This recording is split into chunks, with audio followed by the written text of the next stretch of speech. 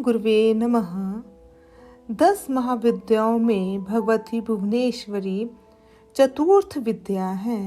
उनकी पूजा उपासना करके जगत के जीव मात्र को सम्मोहित किया जा सकता है। ये वाणी को स्तंभित भी कर देती है तथा शक्तिहीन करके शक्ति प्रदान करने वाली महाशक्ति है। इनका अमर नाम राज राजेश्वरी है। ये सिद्धिदात्री तथा सिद्ध विद्या है। इनके शिव त्र्यंबकम हैं। सूर्य उत्पन्न हुआ, परमेष्ठ सोम की आहुति हुई, इससे यज्ञ हुआ। यज्ञ से त्रैलोक्य का निर्माण हुआ।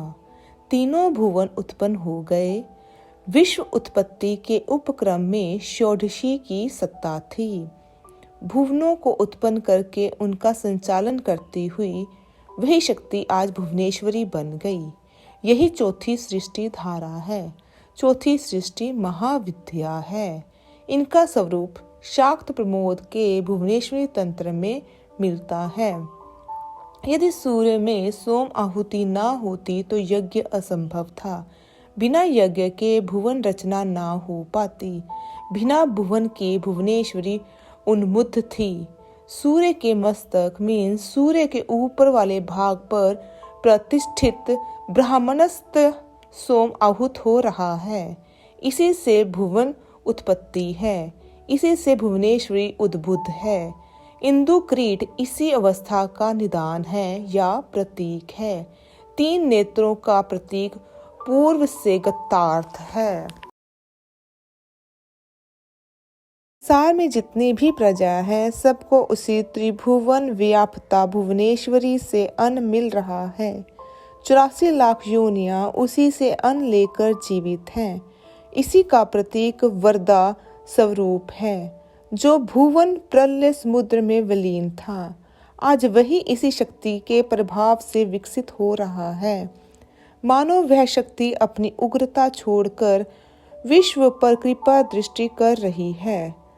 समरमुखी शब्द इसी भाव का पर्याय है। भगवती के हाथों में अंकुश पाश आदि का होना उनकी शासन शक्ति का परिचायक है।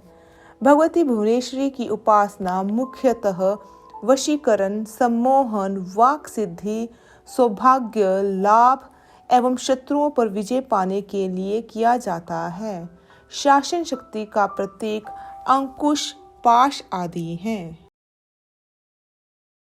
निष्काम भाव से साधना करने पर मनुष्य माँ की कृपा से धर्म, अर्थ, काम, मोक्ष इत्यादि की प्राप्ति कर लेता है।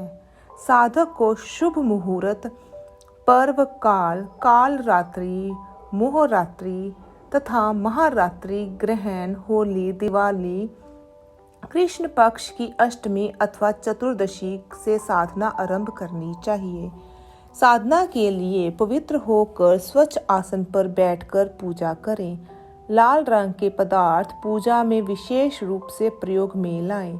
लाल रंग के पुष्प, लाल चंदन, कुमकुम, सेब, लाल आसन, लाल पुष्पों की माला, जप के लिए लाल मूंगे की माला, पहनने की धोती एवं दुपट्टा भी लाल ही हो। किसी भी लकड़ी की चौकी, पटड़ा, बाजोट आदि पर लाल वस्त्र बिछाकर देवी का चित्र स्थापित करें। यंत्र स्थापित करें। यंत्र का यथाविधि पूजन करें। विनियोग, न्यास, ध्यान एवं कवच आदि के पाठ के उपरांत मंत्र जप करें। जप से पूर्व माला की पूजा करें। विनियोग, न्यास, ध्यान आदि नहीं कर सकें तो केवल पूजा व जप करें और मन में माँ भुवनेश्वरी की छवि धारण करते हुए उपासना करें। भुवनेश्वरी मंत्र में महाकाली, महालक्ष्मी, महासरस्वती तीनों ही महादेवियों के बीज मंत्र हैं। इसका जप करने से शक्ति, बल, सामर्थ्य, लक्ष्मी, संपदा, वैभव और सभी प्रकार की उत्तम विद्याएं, भक्ति, ज्ञान, वैराग्य प्राप्त होता है। किसी शुभ और उचित कामना को लेकर अनुष्ठान करने से या केवल मंत्र सिद्धि करने से भी सफलता और इष्ट सिद्धि होती है। सभी महाविद्याओं की भांति भुवनेश्वरी साधना से पूर्व भी दीक्षा लें, यह अनिवार्य है। बिना दीक्षा के कोई भी महाविद्या साधना सफल नहीं होगी। भुवनेश्वरी मंत्र के जप करने से सभी विघ्न बाधाएं दूर हो जाती हैं, कार्यों में सफलता मिलती है।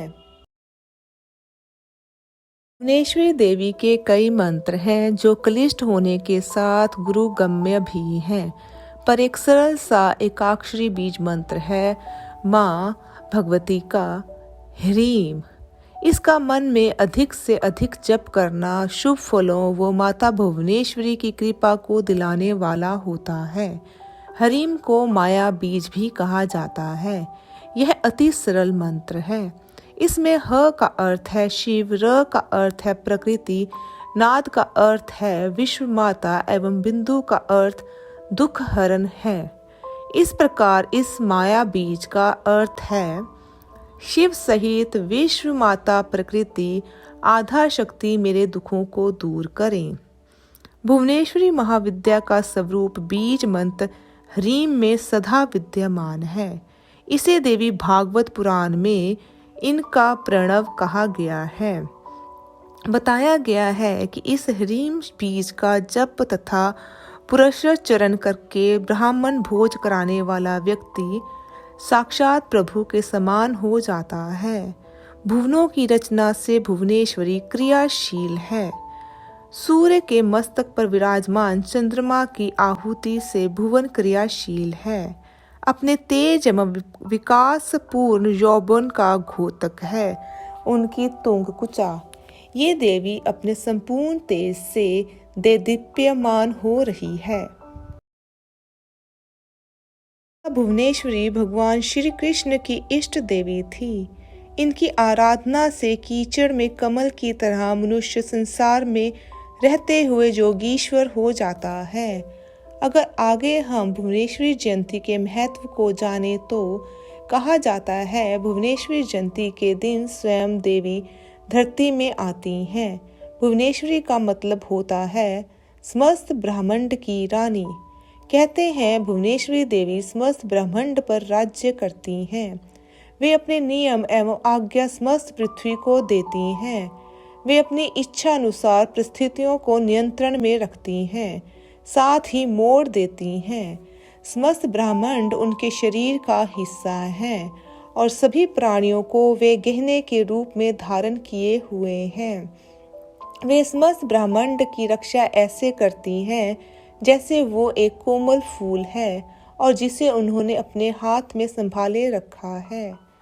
इसके आगे अगर हम भुवनेश्वरी देवी के स्वरूप की बात करें तो भुवनेश्वरी देवी गायत्री मंत्र में विशेष स्थान रखती हैं।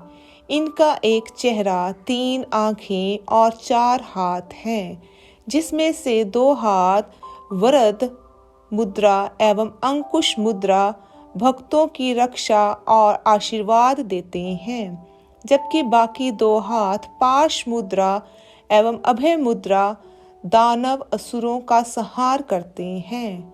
वे सर्वोच्च शक्ति का प्रतीक हैं। इनका शारीरिक रंग गहरा है। इनके नाखून समस्त ब्रह्मांड को दर्शाते हैं।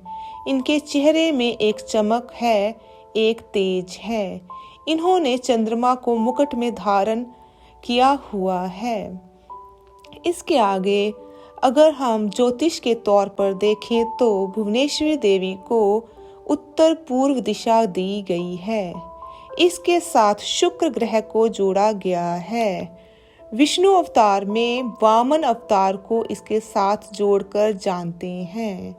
अगर ध्यान चक्र में देखें तो मणिपुर चक्र के साथ भुवनेश्वरी देवी को जोड़ते हैं। आपको यह वीडियो कैसा लगा? कमेंट करके बताएं, लाइक तथा शेयर करें। इस चैनल को सब्सक्राइब भी करें। ओम तत्सत।